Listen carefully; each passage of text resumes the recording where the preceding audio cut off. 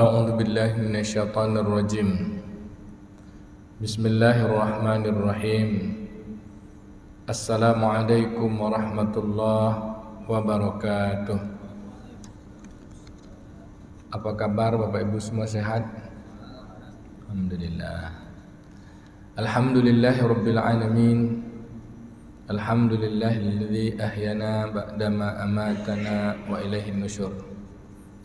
Asbahna ala fitratil Islam wa kalimatil ikhlas wa ala dini nabina Muhammadin sallallahu alaihi wasallam wa ala millati abina Ibrahim hanif wa makana minal musyrikin. Allahumma inna asbahna nushiduka wa nushidu hamalata arshika wa malaikataka wa jami'a khalqika annaka antallah la ilaha illa anta wahdaka la syarika lak wa anna Muhammadan abduka wa rasuluk. Allahumma alimul ghaibi wasyahadah fatiras samawati wal arda rabba kulli syai'in wa malikah. Allahumma salli wa sallim ala sayyidina wa nabina Muhammadin wa ala alihi wa sahbihi ajma'in wa man tabi'ahum bi ihsanin ila yaumil qiyamah. Allahumma inna nas'aluka khaira hadzal yawm wa khaira ma ba'daha wa na'udzubika min syarri hadzal yawm wa syarri ma ba'daha. Amin ya rabbal alamin.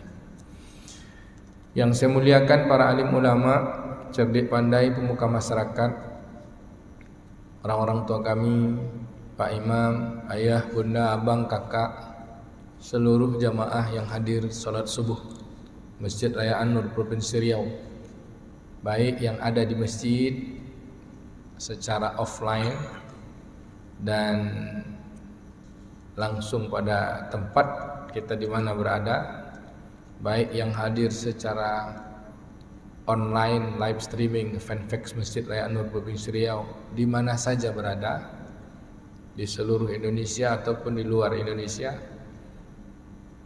tanpa mengurangi penghormatan. Yang besar tak dapat saya himbau gelar, yang kecil pun tak dapat saya sebut nama.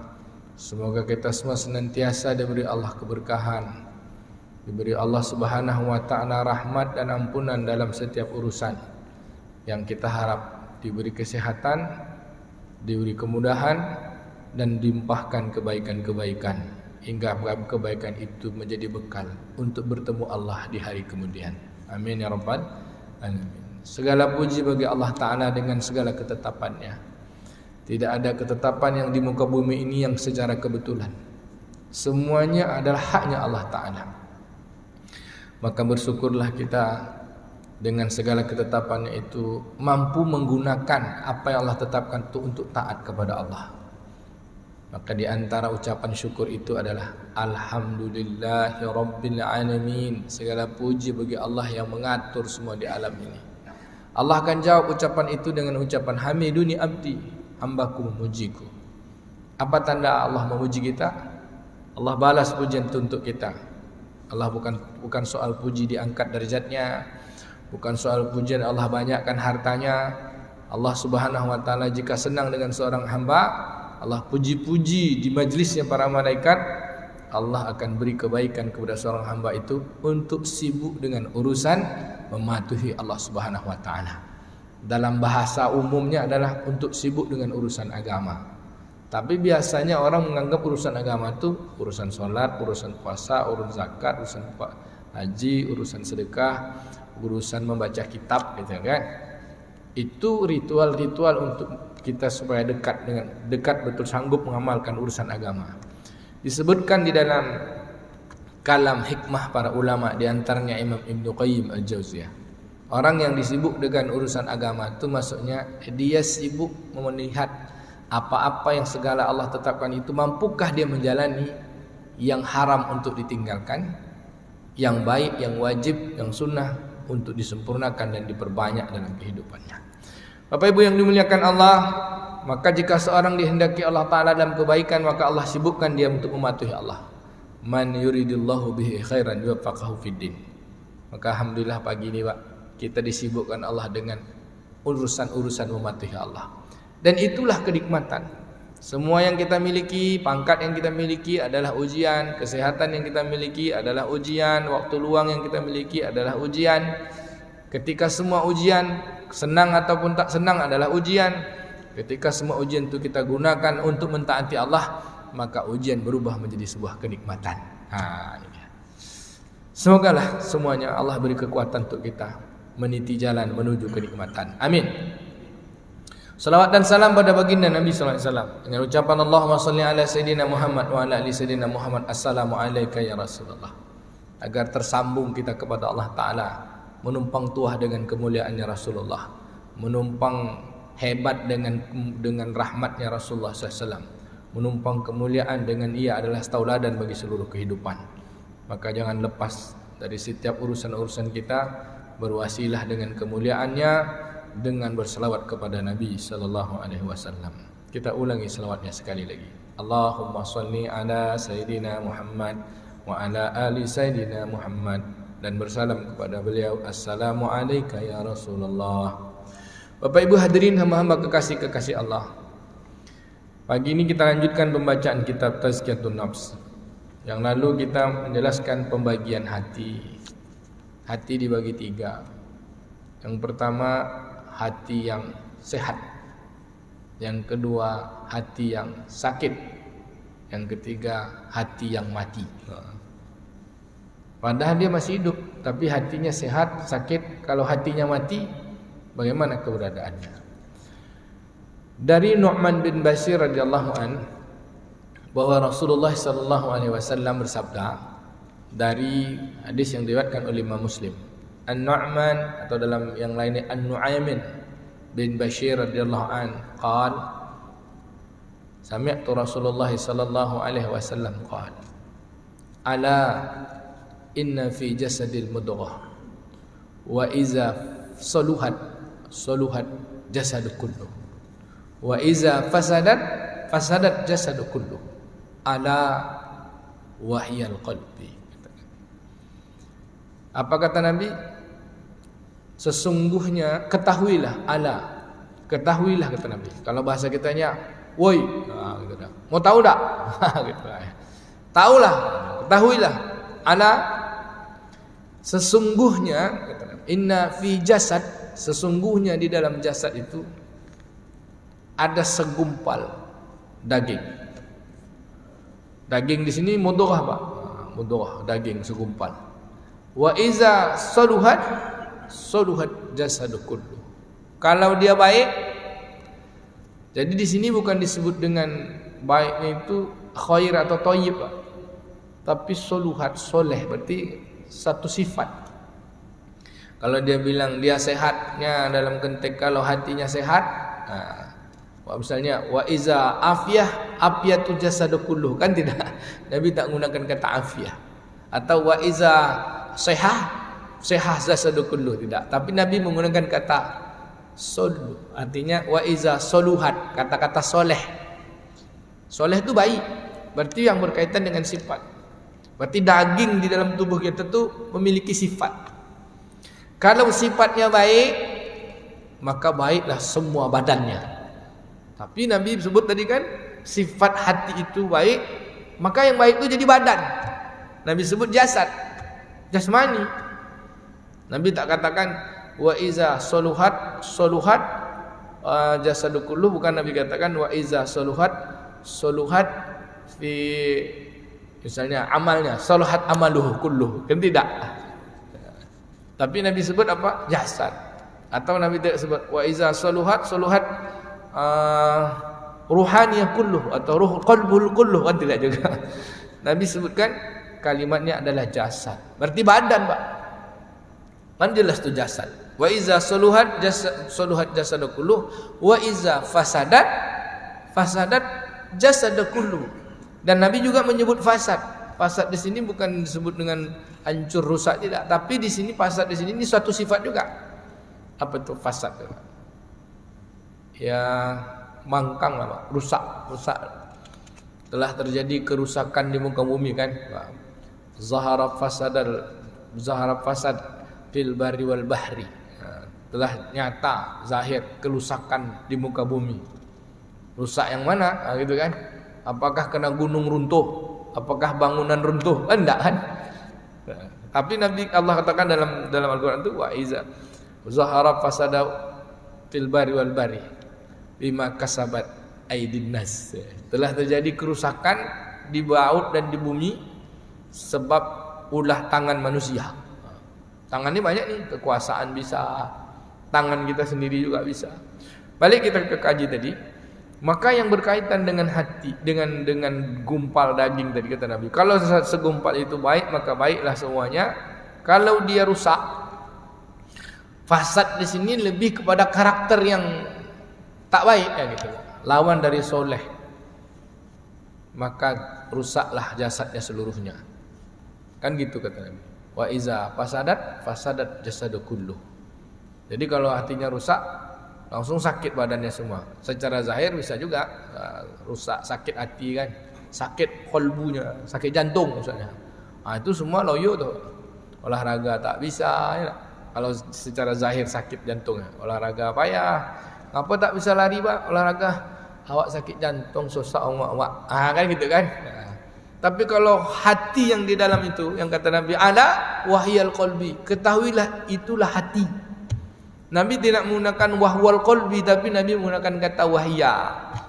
Nih Imam Ibn Rajab Hambali, Imam Al-Ghazali menjelaskan kata wahya itu berarti dia isim muannas, bukan isim muzakkar, bukan singular, tapi dia plural.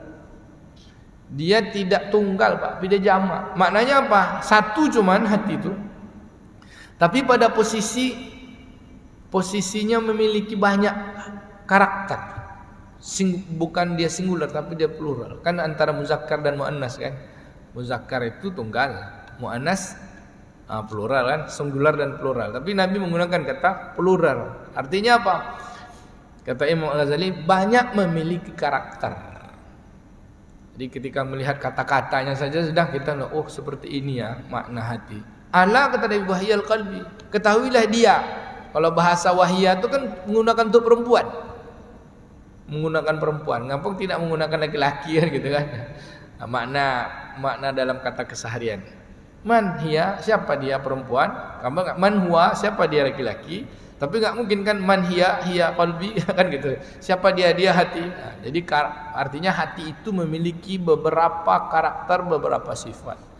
Di antara sifat hati ini, itulah disebutkan di dalam kitab ini ada 3. Satu hati yang sehat, yang kedua hati yang sakit, yang ketiga hati yang mati. Kalau mati hatinya, apakah badannya mati? Tidak, dalam kitab ini tidak. Kalau mati napas kita tidak sanggup, tidak bisa bernapas, baru kita mati Pak. Tak bisa kita bernapas, tutup hidungnya 10 menit, bisa tak bernapas, mati. Apa ibu yang dimuliakan Allah Ta'ala? Maka di sini Imam Ibn Rajab Hambali menjelaskan ciri hati yang sehat. Pertama, hati yang sehat. Karakternya seperti apa?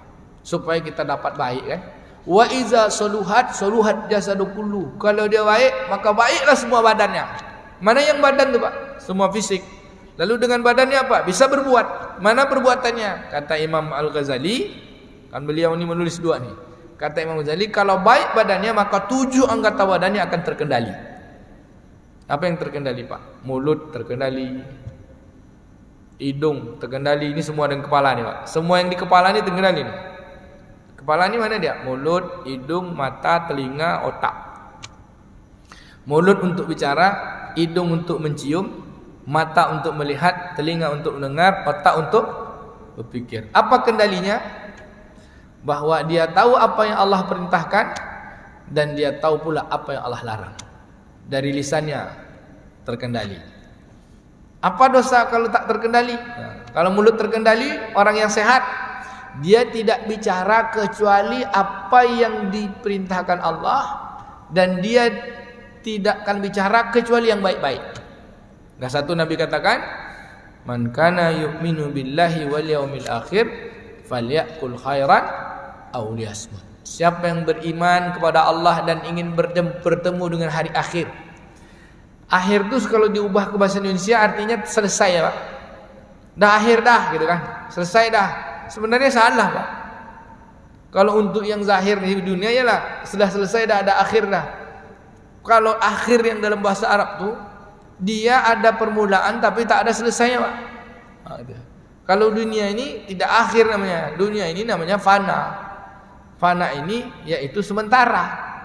Kalau akhirat baka itu adalah akhirat. Sesuatu yang berakhir tetapi dia ada kehidupan yang setelah itu. Apa kehidupannya? Kekal, baka. Filmnya sudah berakhir dah. Berarti dah selesai. Jadi beda dengan kata akhirat ini. Jadi kata Imam Al-Ghazali, akhir yang dimaksud adalah ada awalnya tanpa permulaan dan dia akhir tanpa kesudahan. Apa tuh, Pak? Itulah yang kekal. Sifat Allah Subhanahu wa taala hidup di dalam kehidupan yang tidak ada dimensi waktu, tidak ada dimensi ruang, tidak ada dimensi hitungan, 1 bulan, 2 bulan, 3 bulan tak ada. 1 hari, 2 hari tak ada hitungan waktunya. Maka Bapak Ibu yang dimuliakan Allah, ciri hati yang sehat yang pertama Pak, dari lisannya berkata-kata baik. Dan perkataan apa yang paling baik dari hati yang paling baik, yang paling bersih? Allah katakan, "Wa man ahsanu qaulan mimman da'a ila Allah." Siapakah orang yang paling baik ucapannya? Siapa Pak paling baik ucapannya? Wa man ahsanu qaulan, dan siapakah ucapan yang paling baik, yang paling dapat pahala kan gitu. Ahsanu qaulan mimman da'a ila Allah, daripada orang yang mengajak kepada Allah. Jadi Pak, perkataan yang paling baik itu mengajak kepada Allah. Perkataan paling baik tahu adalah berzikir kepada Allah. Perkataan yang paling baik itu adalah perkataan Allah itu kita katakan. Perkataan yang paling baik lagi perkataan Rasulullah kita ucapkan. Bisa enggak Pak, Bu? Dalam sehari ini kata yang keluar itu 2 saja. Kalam Allah wa qala Rasulullah. Wah, hebat kali ya, Pak. Atau kita sedang duduk sekarang ini, kita mengucapkan apa nih? Syarah dari kalam Allah, syarahan dari kalam Rasulullah, dari hadis yang pertama tadi kan. Hadisnya, ala inna fi jasadil mudghah wa iza fasadat fasadal jasadu kulluh wa iza saluhat jasadu kulluh ala wahiyal qalbi. Ketahuilah dialah hati. Terus kita jelaskan, kita syarahkan dari dasar-dasar kitab yang kita baca, penjelasan para ulama, di antaranya Imam Al-Ghazali, Imam Ibnu Rajab Al-Hambali, serta Imam Ibnu Qayyim Al-Jauzi dalam kitab Tazkiyahnya. Kita ngomong hari-harinya gitu ya, Pak. Bisa, Pak? Supaya kita hatinya sehat, Pak. Gitu. Yang kedua, hidungnya sehat. Apa ciri hidung yang sehat, Pak? Kan kerja hidung mencium. Supaya nampak hati sehat tuh dari mulutnya baik, dari hidungnya baik. Hidung ini dosanya suka cium bau busuk. Dosanya cium bau busuk. Bau busuk maksudnya itu bukan cium. Ini busuk bukan, perangai. Dalam bahasa Qur'annya namanya tajassus. Apa tuh Pak? Mengintai-intai salah orang. Si anu tu lah apa lo kerajo ya. Kan itu. Kalau bahasa Minang ya Pak, kalau bahasa Melayu, nah apa pula kerja budak tu katanya. Apa pula yang dilakukan? Apa pula lagi? Suka mengintai-intai salah orang. Kalau sudah nampak salah itu Pak, maka dia akan ucapkan dengan besar. Jadi kalau hati yang bersih, dia tak suka ngintai orang. Kalaupun ngintai kebaikan orang. Apa yang diintai? Bang Peri itu rajin kali ke masjid. Ikutlah awak satu. Gitu kan. Bapak itu rajin kali bersedekah. Masya Allah. Maulah juga bersedekah. Bahkan iri yang dibolehkan, Pak. Ada satu iri yang dibolehkan. Hasad yang dibolehkan tuh satu, hasad dengan orang suka sedekah. Yang kedua, hasad dengan orang pandai baca Quran. Kita boleh iri ni dengan Ustaz Mulyadi, Ustaz Mulyadi ni. Awak iri Ustaz Mulyadi ni ngapa? Hebat kali bacaan Qurannya, juara MTQ provinsi. Cuman jangan di ujungan lagi Pak, hebat dia awak iri, awak pingin juga awak kayak dia. Itu boleh tuh Pak. Di ujungnya hebat ya, tapi sayang apa? Dia belum nikah. Itu tak bagus tuh Pak. Dikasihnya dipuji-puji itu dicampaknya pula lagi. Mengintai-ngintai kebaikan orang tuh kerja hidung tuh. Intai-intai kebaikan orang lalu sebut-sebut kebaikan orang. Bagus kan nyebut kebaikan orang, jangan sebut depan dia. Mata Pak. Mata apa lagi? Tanda hati yang baik. Mata ini suka melihat sesuatu yang Allah senangi. Apa tanda yang mata baik itu? Menengok sesuatu itu dengan tersentuh. Sentuhnya bukan secara syahwat tapi secara taat. Nengok orang tak makan, orang miskin susah, segera dia bersedekah. Jadi dengan penglihatan matanya, tangannya pun bergerak gitu. Mata ini dosanya 3. Satu, mata ini mata syahwat dengan cara melihat, satu sinis. Yang kedua merendahkan orang lain. Yang ketiga nengok aib orang lain. Itu dosa mata. Ketika hatinya bersih, sehat, maka matanya suka memandang orang lain lebih hebat daripada dirinya. Orang itu dia udah tua umurnya, banyak amalnya. Nengok orang muda mah masih muda, sedikit dosanya.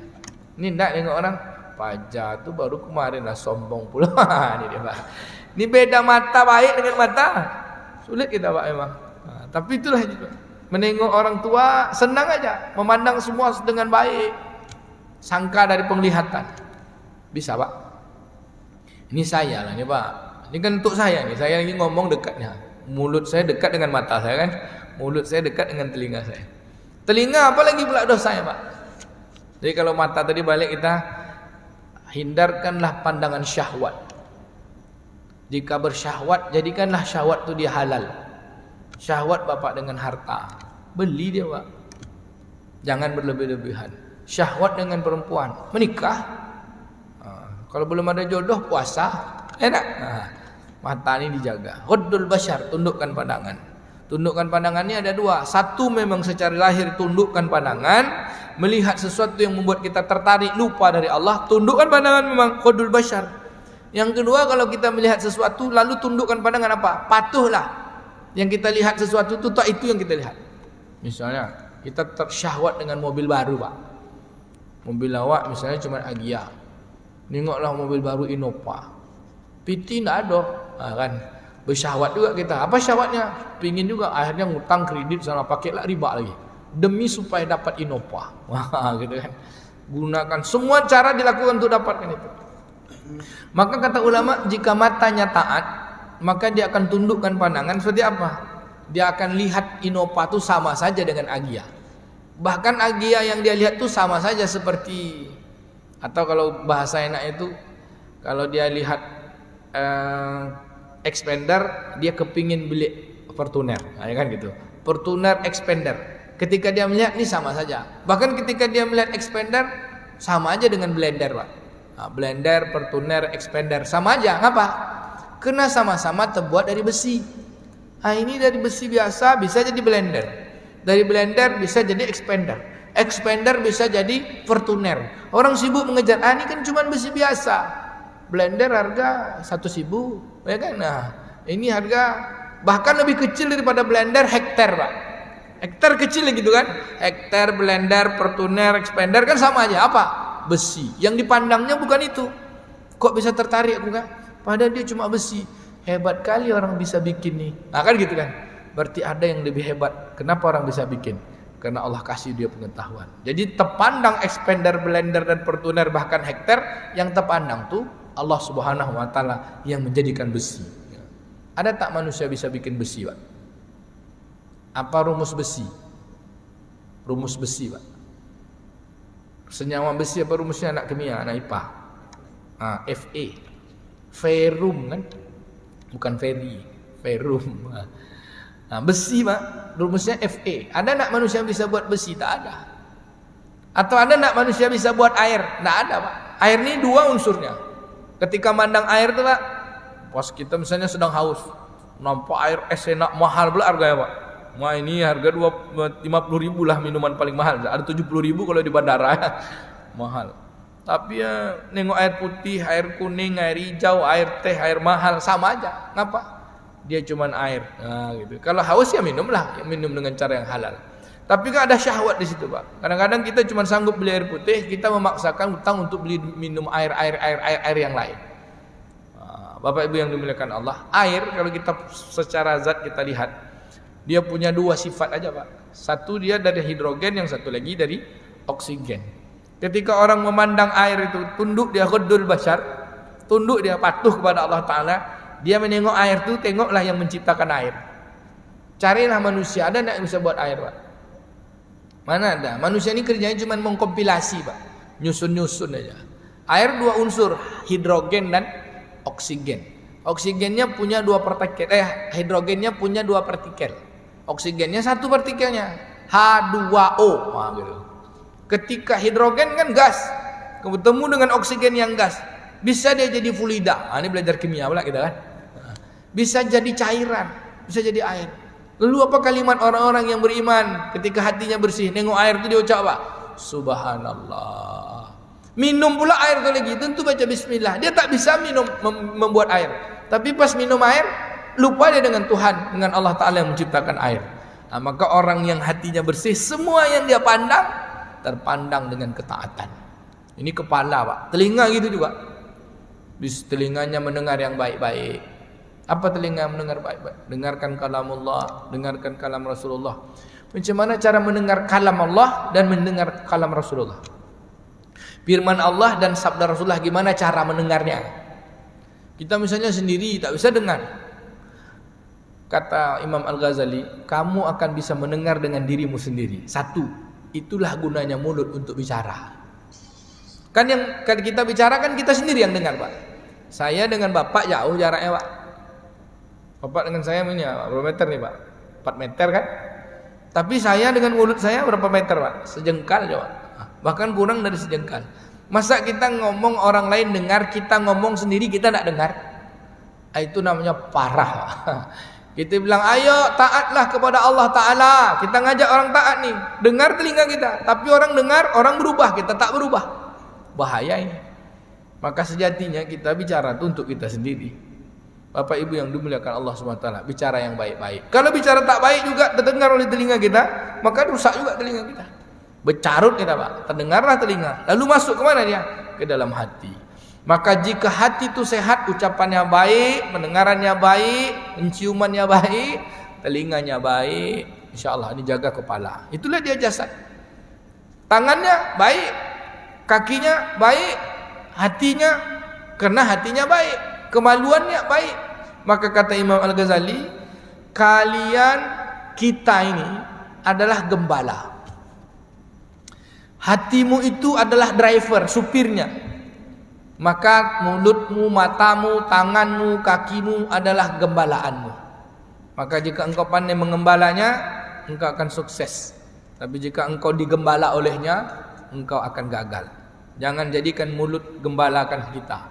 Kita adalah pengembalanya. Kalau ibarat mobil, Pak, tangan, kaki dan kepala ini aja lah. Kita anggap satu jasad kita ini hanya terdiri dari 5 saja. Ini kepala, ini tangan, kemudian kaki. Nah, ini depannya mobil kita, kaca mobil kita itu nih, kepala kita. Disitulah letak otak, biar nampak dia. Gunanya akal. Kan kalau kita mobil ada kaca, terus tak ada kaca, mobil itu tak nampak lihat. Tentu nabrak-nabrak dia, Pak. Nah, itulah gunanya akal, agar akal itu pandai membedakan ini baik dan buruk. Nah, ini kaca ya. Ini spionnya, Pak. Spionnya kiri kanan untuk dengar. Nah, nih. Lalu mana? Nah, ini bannya. Tangan kanan, tangan kiri kita. Lalu kaki kita ini apa? Roda belakang. Nah, gitu. Lalu mana supirnya? Supir di dalam. Supirnya ini, ketika dia ini dengar, ini belok kanan atau belok kiri, ini kata supir. Ini betul atau salah nih kata supir. Ini betul jalannya atau tidak nih? Ini kemana nih? Jadi supir itu perlu dididik, perlu sekolah, dapatkan SIM. Namanya SIM jadi manusia. Ketika dia lulus, maka dia jadi manusia, punya 2 tugas. Tugas jadi supir, yang pertama menghambakan diri kepada Allah, yang kedua menolong diri dan menolong sesama agar sama-sama jadi hamba Allah, namanya khalifah. Jadi pandai dia membawa badan. Ketika supir dah pergi, tinggallah casingnya, tinggallah karoserinya. Mau ditaruh di mana? Mau taruh dalam tanah boleh, ya nak? Mau ditinggalkan gitu boleh. Maka hancurlah karoserinya. Istilah kalau mobil, Pak. Kalau HP habislah casingnya, tapi sinyalnya tak akan pernah hilang. Pulsanya tak akan energinya, rohaninya tak akan pernah hilang. Dia kembali kepada tempat dia di mana berasal. Bapak Ibu hadirin yang dimuliakan Allah Ta'ala, kira-kira hati kita ini masuk kelompok yang pertama nak, Pak? Hati yang bersih. Mulut terjaga, hidung terjaga, telinga terjaga, tangan terjaga, kaki terjaga, otak terjaga. Insya Allah. Itu aja jawabannya, Pak. Kalau tak terjaga, maka rusaklah dia. Maka di sini disebutkan oleh Imam Ghazali, hati yang sehat itu, maka dia akan selalu dekat dengan yang hidup. Dekat yang hidup maksudnya yang memberi hidup, yang memberi kehidupan, yaitu Allah Subhanahu wa taala. Dia khusyuk, dia tawaduk, dia lembut, selalu berjaga agar dia tidak lepas dari pandangan Allah taala, bahwa ketika dia berucap, dia tahu ucapannya akan diminta tanggungjawab. Ketika dia berbuat, perbuatannya akan diminta tanggungjawab.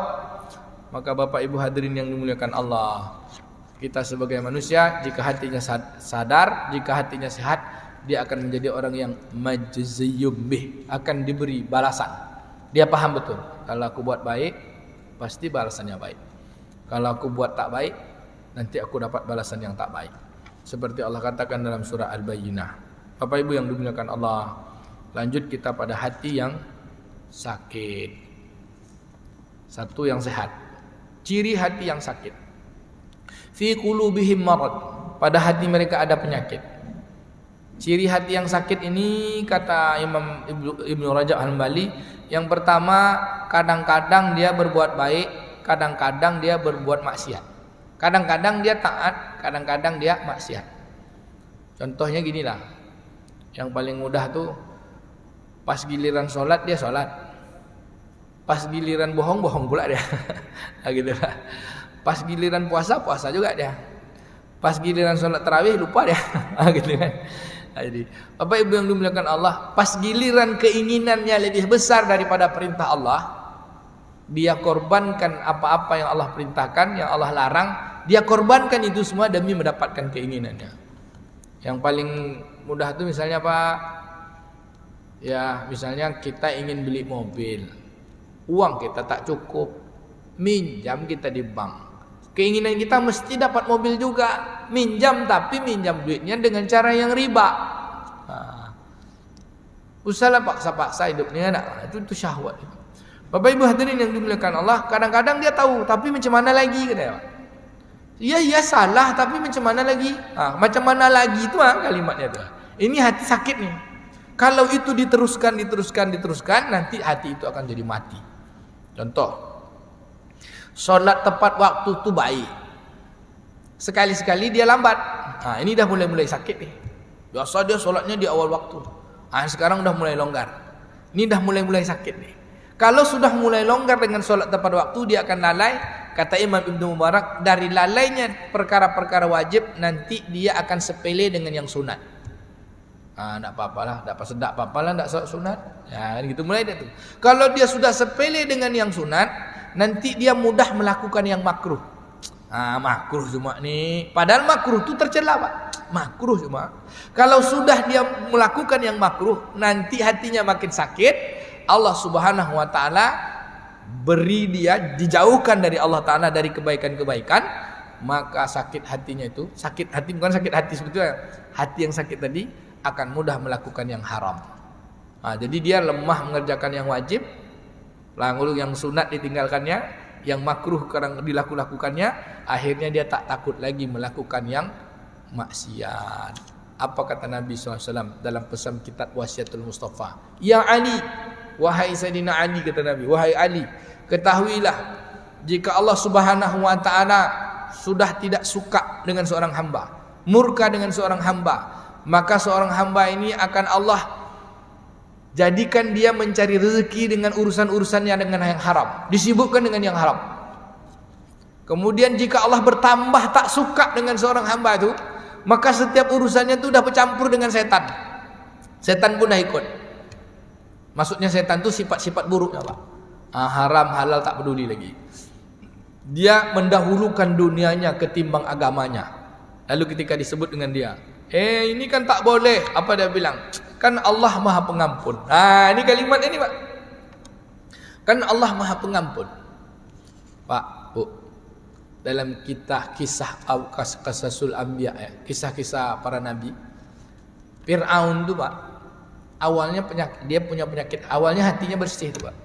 Tapi lama-lama karena kekuasaan jadi rusak hatinya, sakit.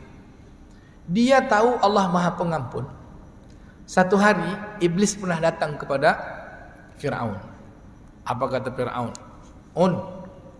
Bahasa Minang deh Pak. Kata dia. Apa blis kata dia kan? Apa lis? Tapi lis di sini bukan muklis Pak, iblis. Apa kata Fir'aun? Kata iblis, kamu ya hebat daripada aku.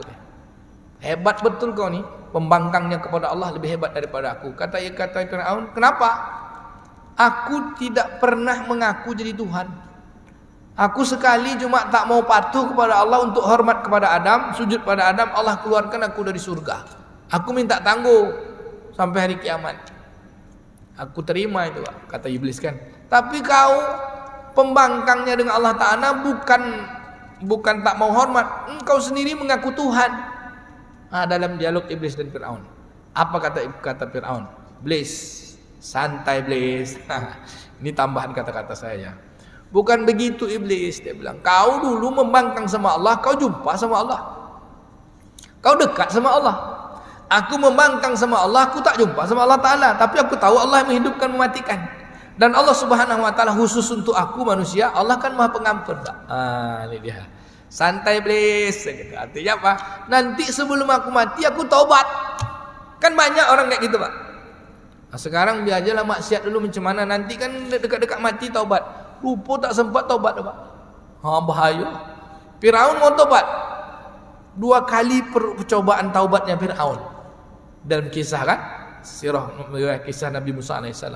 Satu hari Mesir itu kan, jadi dia tetap ingin jadi orang baik, Pak. Tetap ingin jadi orang baik. Itulah tadi bisikan iblis kan. Dia bilang, iblis, nanti aku kan bisa taubat karena Allah Maha Pengampun. Tapi rayuan iblis mau lagi, Pak. Apa kata iblis? Bodoh kau Fir'aun. Masa kau sudah hebat mengaku Tuhan, mau pula lagi turun minta ampun? Bodoh. Ini rayuan iblis dahsyat, Pak. Naudzubillah. Maka satu hari terjadilah musim paceklik di Mesir. Datanglah rakyatnya kan, hamba-hamba Fir'aun nih. Apa kata mereka? Wahai Tuhan, engkau kan Tuhan. Wahai Fir'aun, engkau kan Tuhan. Sekarang pertanian kami, gandum kami tak ada lagi untuk pengairan, hujan tak ada turun. Kalau engkau Tuhan, turunkanlah hujan. Apa kata Fir'aun? Besok hujan turun. Pak pernah baca kitabnya kan, Pak? Besok hujan turun, kata Fir'aun. Apa yang dilakukan Fir'aun? Pada malam hari Fir'aun pergi ke tanah lapang. Dia sujud, Pak. Dia berdoa kepada Allah Ta'ala, ya Allah, aku ampunilah dosa-dosaku, aku bertaubat kepadamu ya Allah. Ya Allah, turunkanlah hujan ya Allah, engkau yang maha beri rezeki. Pokoknya dia puji-puji Allah. Turunlah Jibril. Apa kata Jibril? Fir'aun, kau janji taubat? Janji, katanya. Kalau begitu besok kan janji mengajak masyarakat rakyatmu untuk beriman kepada Allah. Janji, kata Fir'aun. Tahu-tahu besok hujan, Pak. Apa yang terjadi? Apakah kejadian dia taubat masyarakatnya tahu? Tidak. Apa yang terjadi pada masyarakat? Masyarakatnya bilang, Fir'aun hebat, hujan turun. Makin percaya orang dirinya Tuhan. Kan gitu tuh. Akhirnya malulah dia mengaku, Pak. Enggak, tadi malam aku taubat, ada Tuhan Allah Ta'ala yang menurunkan hujan. Enggak, rupanya gengsi dia, Pak. Jadi gengsinya yang membuat kita bahaya nih. Ini satu dari penyakit hati yang sakit itu seperti itu. Gengsi. Masjid dia gengsi. Kan banyak orang ke masjid ini gengsi, Pak. Bahkan ada lagi, Pak, disebut gini. Orang ke masjid itu kan orang yang tak punya pekerjaan. Kami ini sibuk. Kami ini sibuk tak sempat ke masjid. Kan banyak tuh lah. Masjid yuk, ngaji yuk, solat yuk. Sibuk awak. Maaf Pak ya. Dalam kalam hikmah nih. Orang sesibuk apapun, karena dia bilang orang ke masjid itu kan orang-orang udah pensiun, orang tak banyak kerja. Itu sebutnya, Pak. Ini bapak ni orang-orang hebat semuanya, Pak. Ustaz-ustaz dah kerja semua, Pak. Nabi-nabi itu berdakwah mengajarkan kebaikan. Ada yang jadi petani, ada yang jadi tukang besi. Tapi orang yang sibuk tadi bilang, kami sibuk tak sempat ke masjid. Itu yang ke masjid itu orang-orang biasa yang punya banyak waktu. Tapi sesibuk apapun dia sebut sibuk, pasti dia ke WC, Pak. Pasti dia ok dan kencing kan? Artinya apa? Dia bisa ke WC dalam kesibukannya, tapi dia tak bisa ke masjid di antara kesibukannya. Saya ada penelitian, Pak. Orang pengantin, orang beroleh. Kemarin itu sudah mulai juga ceramah. Orang pesta, banyak orang pesta di Pekanbaru ini. Banyak, Pak. Dari 100 pengantin aja, yang sholat cuma 20 orang pengantin. Dari 5 pengantin cuma dari 10 20 yang sholat tuh 5 pengantin cuma yang sholat ke masjid. Itu pun ustaz. Artinya apa yang mau saya ceritakan ini hasil penelitian kami. Dari pasangan orang sedang beroleh itu banyak orang meninggalkan sholat. Dia tahu sholat itu wajib, tapi dia bilang tak apa-apa kan awak sekali ini bersanding cuma. Sekali ini cuma bersanding. Betul tuh, Pak? Mulai jam 11 sudah mulai diarak-arak pengantin tu kan. Tapi kalaulah pengantin tadi tu sedang duduk dia bersanding tu, dia bisa bilang, sekali ni cuma awak bersanding, nanti je lah solat, tadi jamak, tadi kodok, bisa dia melalaikan. Tapi kalau dia sesak kencing dan sesak sedang bersanding tu, bisa tak dia menunda, Pak? Nanti aja lah kencingnya, nanti aja lah bisa. Ini pengantin kayak gini ni kacau. Ini pengantin yang sakit juga ya, Pak. Dia doa lah Pak dia, ya Allah ya Rahman, dia undang Ustaz Musliadi mendoakan pengantin. Kan pengantin, tapi pengantin ni yang tak solat ni. Orang Ustaz dah datang dari solat, dah selesai solat zuhur datang kan, kita biasa pergi ke pengantin kan selesai solat zuhur. Pengantin tu duduknya sebelum zuhur kadang. Dari penelitian kami banyak jam 11 dah mulai dia duduk. Sudah azan, orang azan dah, makan dah kan gitu. Datang Ustaz Musliadi Pak baca doa, Allahumma ja'al huma. Siapa yang huma tu? Misalnya fulan wa fulana, kama alabta bainahuma Adam wa Hawa. Ya Allah, jadikanlah mereka berdua ini, si A dan si fulan dan fulana, seperti kau jadikan Adam dan pasangan, kau gabung jadikan mereka berdua seperti Adam dan Hawa, seperti Musa dan Sapura, seperti Nabi Muhammad dan Khadijatul Kubra. Lepelnya tak tanggung Pak nak jadi Nabi Muhammad seperti Khadijah. Amin kata undangan. Kalau adalah malaikat terdengar suaranya, malaikat bilang apa tuh? Prek kata malaikat. Ngapa? Ndak solat zuhur pengantin. Ini yang belum pengantin ni Pak. Ini ciri-ciri hati yang sakit. Dia tahu tuh solat. Tapi kalau dia sesak kencing, tinggalkannya nak pelaminan tuh. Ditinggalkan ya tuh, kalau enggak terpancar di situ kan. Tapi solat bisa aja. Nantilah. Ini kita umumkan nih pada mak andam yang tukang rias pengantin, kepada orang-orang yang mau pesta. Janganlah sampai gara-gara bersanding solat tu hilang. Gitu. Bersanding sekali seumur hidup, ya. Tapi sekali seumur hidup tu kita membangkang kepada Allah Ta'ala, bisa jadi sebab satu tu kita tergelincir ke neraka. Tapi sebab sekali seumur hidup kita penghanding, sekali seumur hidup, sekali lah kita tunda sanding kita. Bukan tak boleh bersanding, tapi tundalah dulu solat ya Pak. Pas solat asar solat pula. Bila perlu pakai pengantin tu solat. Buat pula tempat solat situ kan. Ini ciri hati yang sakit. Bapak Ibu yang dimuliakan Allah Ta'ala, di dalam kitab yang lain disebutkan hati yang sakit ini sifatnya lawamah, nafsunya lawamah. Kadang-kadang baik, kadang-kadang tak baik. Maka perlunya keistiqomahan. Baik. Hati yang sakit ini kalau lama-lama bisa mati, Pak. Maka jangan remehkan amalan-amalan yang Allah perintahkan. Jadi kalau sempurnakan yang baik-baik, sempurnakan yang wajib, perbanyak yang sunat, jauhi yang makruh, tinggalkan yang haram setinggal-tinggalnya. Semoga Allah beri kita hati yang sehat. Yang terakhir, hati yang sakit, hati yang mati. Hati yang mati ini sudah tak peduli lagi dia Pak, halal dan haram. Dia tak nampak lagi mana yang terang, mana yang gelap. Yang penting hantam sesuai dengan kepuasannya.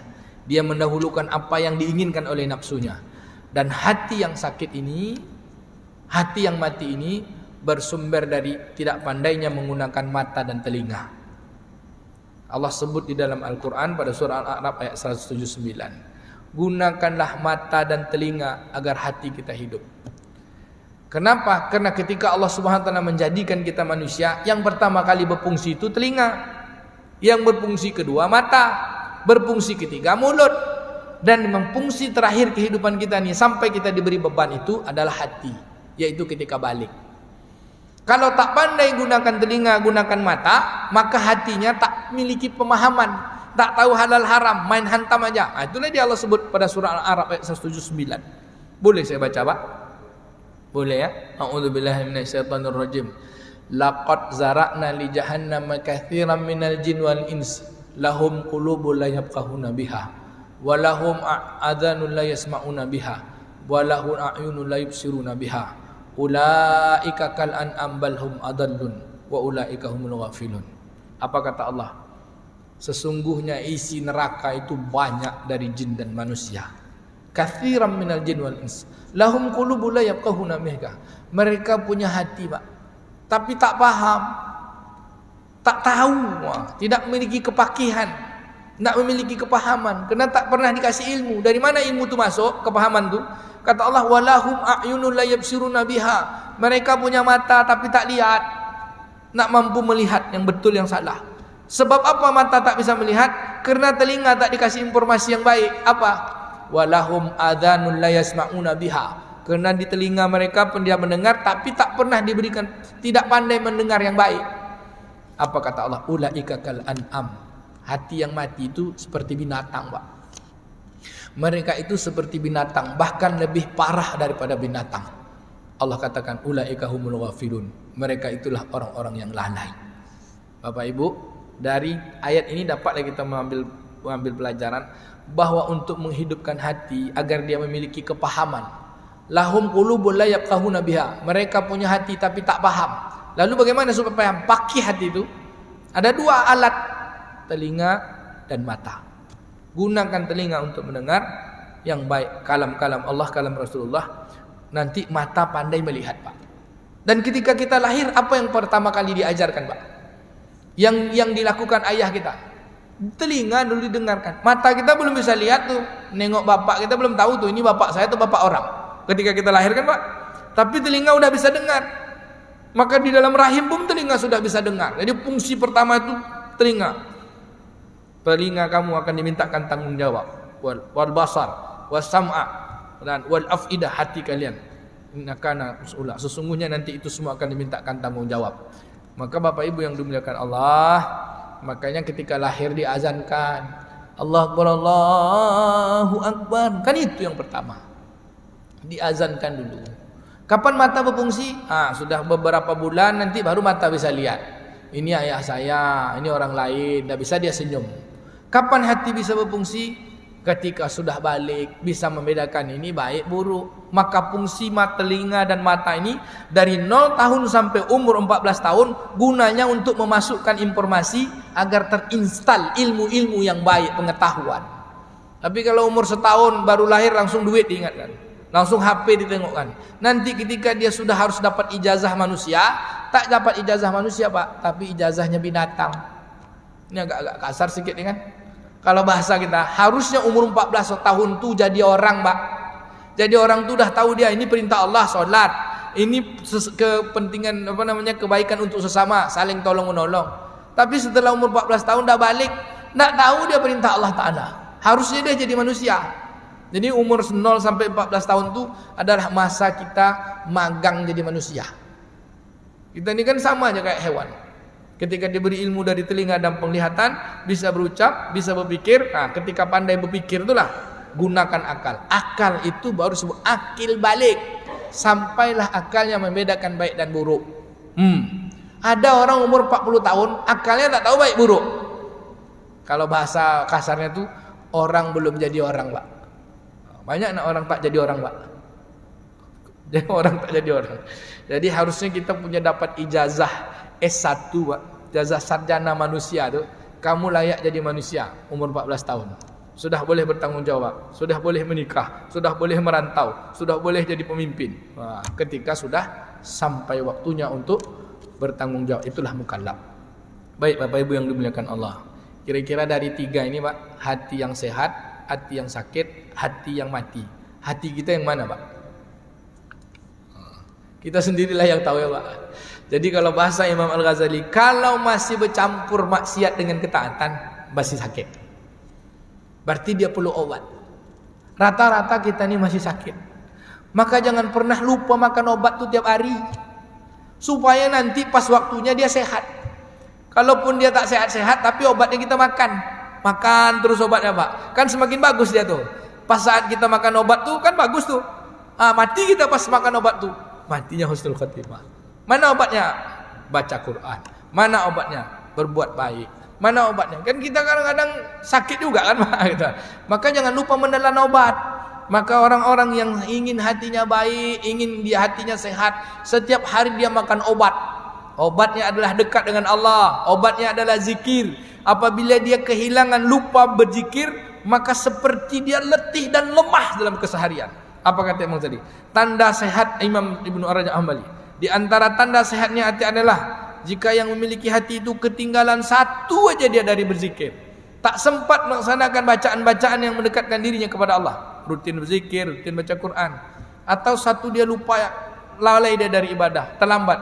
Ia akan merasakan sakit dan tersiksa. Melebihi orang kaya kehilangan harta. Kira-kira kita ini aja lah ya Pak.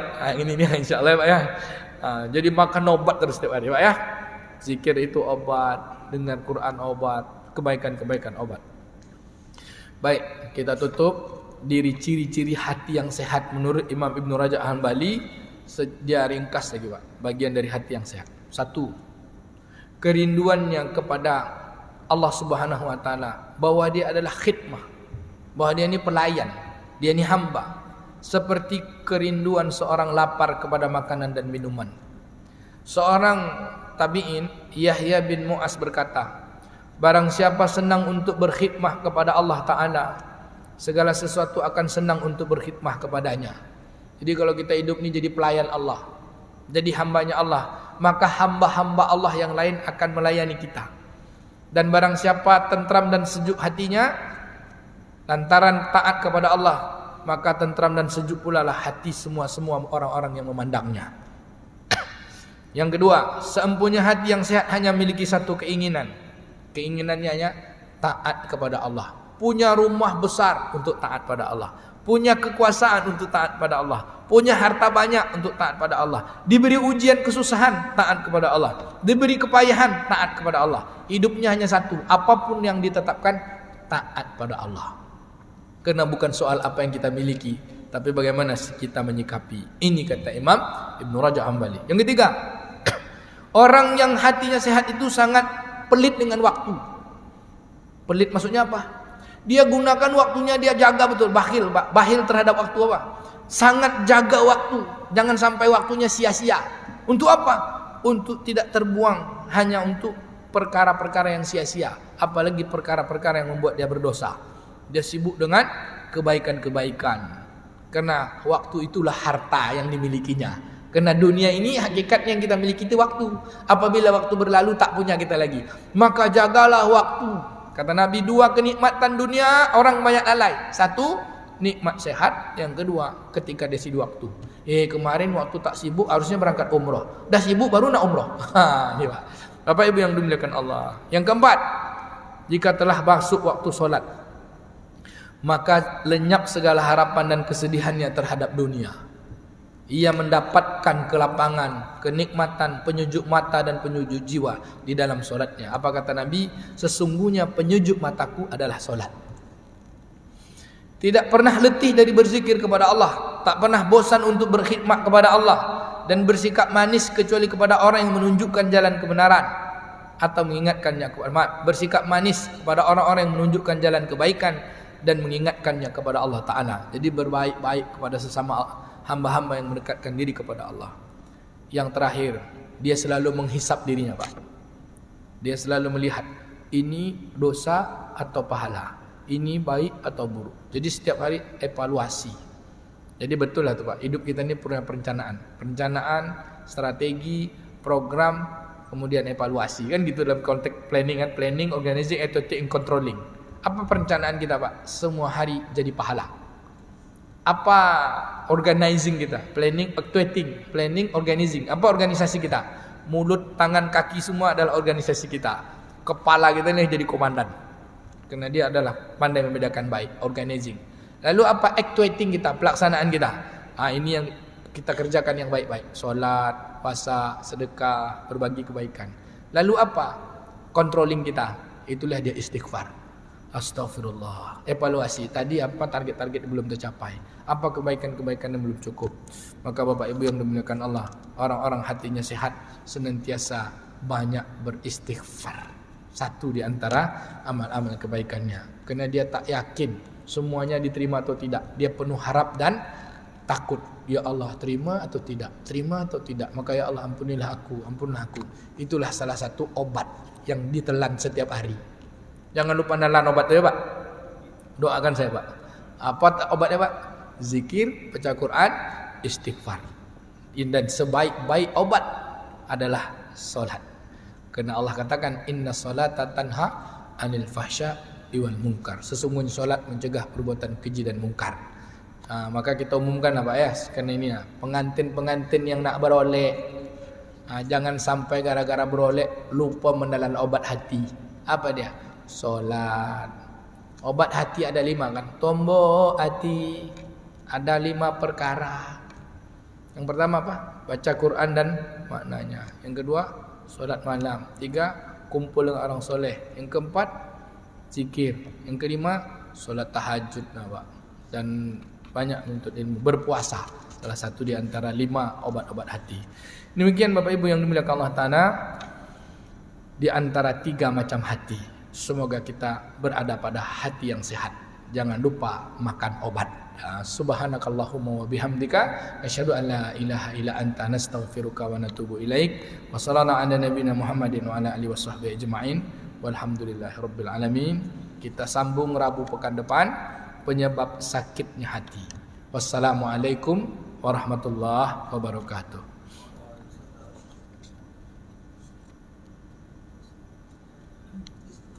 Allahumma shalli ala Muhammad.